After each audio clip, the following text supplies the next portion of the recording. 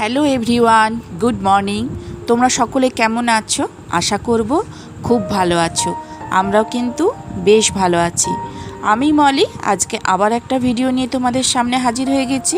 তোমাদের সকলকে আমার এই নতুন ভিডিওতে জানাচ্ছি অনেক অনেক স্বাগত।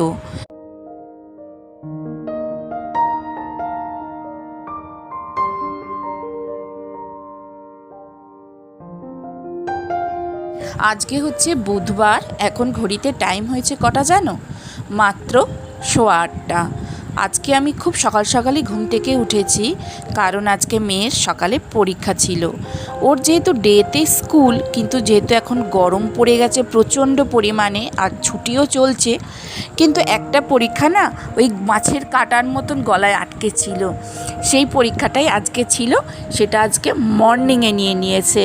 সেই জন্য আজকে আমাকে খুব সকাল সকাল উঠতে হয়েছে।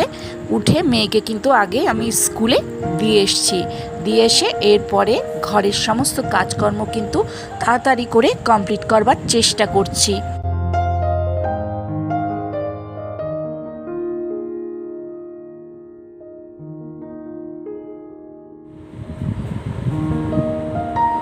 আজকে কিন্তু আমরা সবাই সকাল সকাল ঘুম থেকে উঠে পড়েছি।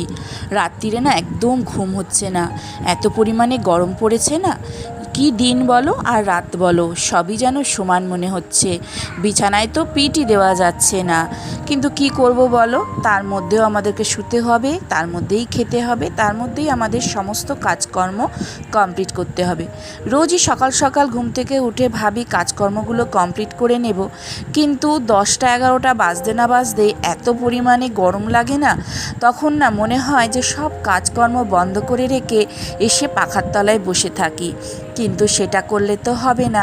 বাড়ির লোকেদের আমার দিকে তাকিয়ে যে বসে থাকে, তাদের মুখের দিকে তাকিয়ে কিন্তু সমস্ত কষ্ট ভুলে গিয়ে সব কাজগুলো কমপ্লিট করতে হয়।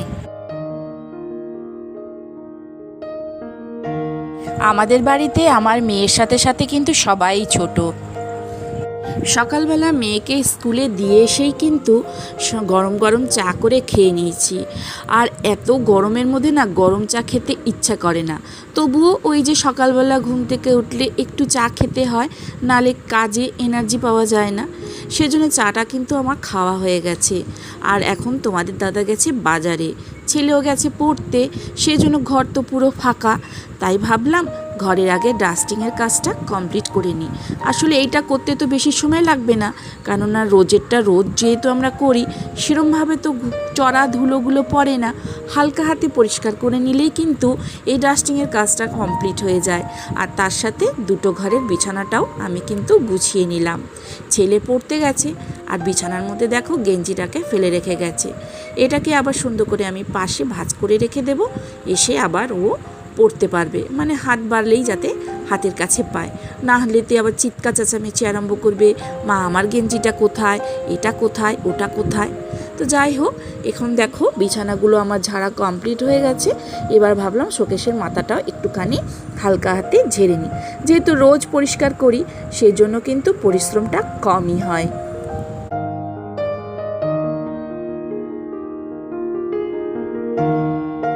মেয়ের সাথে সাথে আমাদের বাড়িতে সবাই ছোট, এই কথাটা বললাম কারণ আমাদের ঘরে দেখবে সব সময় যতই আমি গুছাই না কেন, সমস্ত জিনিস অগোছালো, এদিকের জিনিস ওদিকে, ওদিকের জিনিস এদিকে।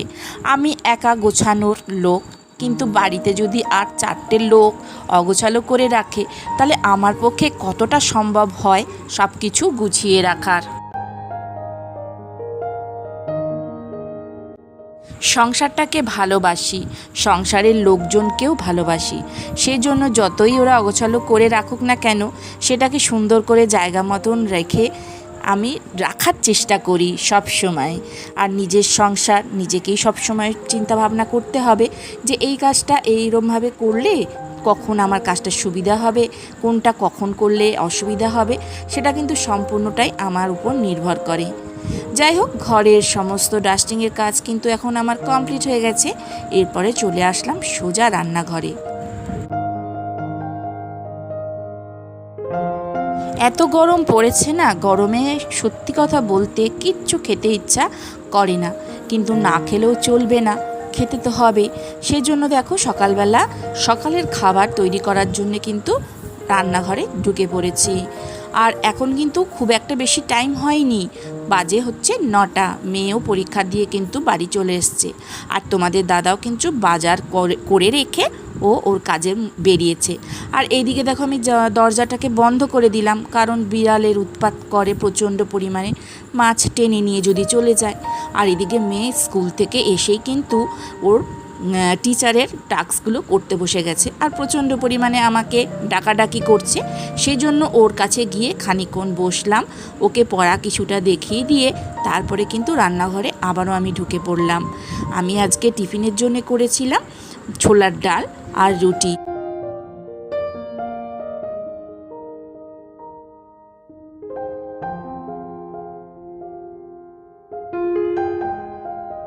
তোমাদের সাথে গল্প করতে করতে আমার কিন্তু ছোলার ডালটা হয়ে গেল। এরপর করে নেব রুটি, তার জন্য আমাকে আটাও মাখতে হবে। সকালবেলা ঘুম থেকে উঠে না ভেবে পাই না যে এত গরমে কি খাবার তৈরি করব, কি খেলে শরীর ঠান্ডা থাকবে। আবার সব খাবার তো আমাদের বাড়ির লোকেদের পছন্দ হয় না, সেই জন্য ওদের পছন্দ মতন আমাকে করতেই হবে।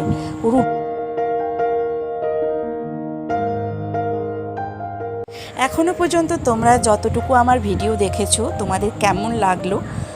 যদি ভালো লেগে থাকে তাহলে অতি অবশ্যই একটা করে লাইক করো। আর যারা পুরনো আমার চ্যানেলটাকে সাবস্ক্রাইব করে আমার পাশে আছো এতদিন ধরে, তাদেরকে অসংখ্য ধন্যবাদ।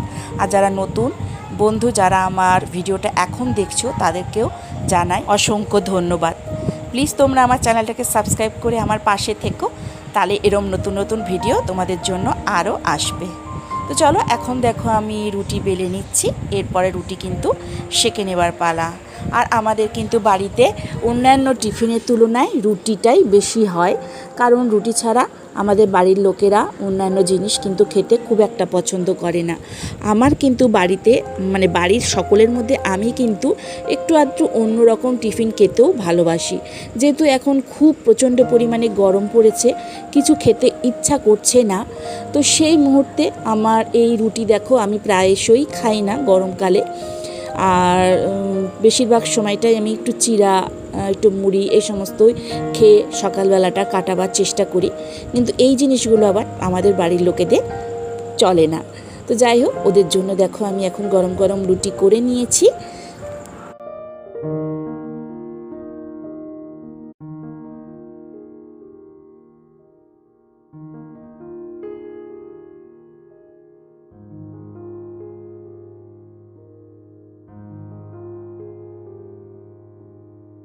তোমাদের সঙ্গে কথা বলতে বলতে আমার রুটির পর্ব শেষ, এবার দুপুরে রান্নার পালা। আজকে ভাবছি একটুখানি সোয়াবিন করব। মেয়েটা সোয়াবিন খেতে খুব ভালোবাসে, সেই জন্য দেখো এখানে 2 প্যাকেট সোয়াবিন আমি গরম জলে লবণ মিশিয়ে তার মধ্যে একটুখানি ভিজিয়ে নিলাম। আমার কিন্তু সোয়াবিনটা ভেজানো কমপ্লিট হয়ে গেছে, আলুগুলো আমি এখন ভেজে নিচ্ছি। আর সোয়াবিনটা না এত গরম যে হাত দিয়ে আমি চিপতে পারছি না, সেই জন্য হাতা দিয়ে আমি ভালো করে জলটাকে চিপে নিয়েছি, নিয়ে এরপরে সয়াবিনগুলো দিয়ে দেব। বেলা কিন্তু খুব একটা বেশি হয়নি, তাতেই কিন্তু জল এত পরিমাণে গরম হয়ে গেছে। পরে ভাবছিলাম যে গরম জলে এটাকে না ভিজিয়ে ডাইরেক্ট ট্যাঙ্কির জলে যদি ভিজিয়ে রাখতাম তাহলেও কিন্তু হতো, জল এতটা পরিমাণে গরম হয়ে যাচ্ছে। আর এখন দেখো আমি এটা একটুখানি ভাজা ভাজা করে নেব, না হলে কিন্তু কাঁচা কাঁচা লাগবে। সেজন্য একটুখানি ভালো করে নাড়াচাড়া করে নিলাম। আর মশলাটাকে আগে থেকে আমি একটুখানি জলের মধ্যে ভিজিয়ে রেখে দিয়েছি। এই জিনিসটা কিন্তু আমি শাশুড়ি মায়ের কাছ থেকে শিখেছি। মশলাটা জলের মধ্যে ভিজিয়ে রাখলে অনেকটা বাটা মশলার স্বাদ আসে। তো যাই হোক, এখন আমার মশলা কষানো হয়ে গেছে, জল দিয়ে দিলাম, দিয়ে এটাকে এবার ঢাকা দিয়ে দেব, কিছুক্ষণ সিদ্ধ হওয়ার জন্য ছেড়ে দেব। আর গ্যাসটাকে একদম কমিয়ে দেব। এরপরে ছেলে বাড়ি চলে এসেছে, আর প্রচণ্ড পরিমাণে রোদ বাইরে, এতটা পরিমাণে গরম। বাড়িতে আসার পরই ওকে ভাবলাম একটুখানি গ্লুকন-ডি করে দিই।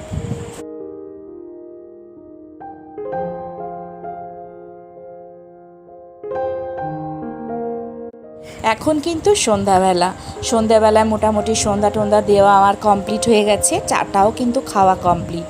আর এত পরিমাণে জল খাওয়া হচ্ছে যে জলের ফিল্টার থেকে বোতল ভরে কিন্তু কুল কিনারা করতে পারছি না। কখনো আমি ভরছি, কখনো আমার ভাসুর ঠাকুর ভরছে। এরমভাবে বোধহয় সারাদিনে কতবার যে জল ভরছি তার ঠিক নেই। আজকে এইটুকুই থাক, কালকে তোমাদের সঙ্গে আবারও আমার দেখা হচ্ছে। তাহলে চলি, টাটা।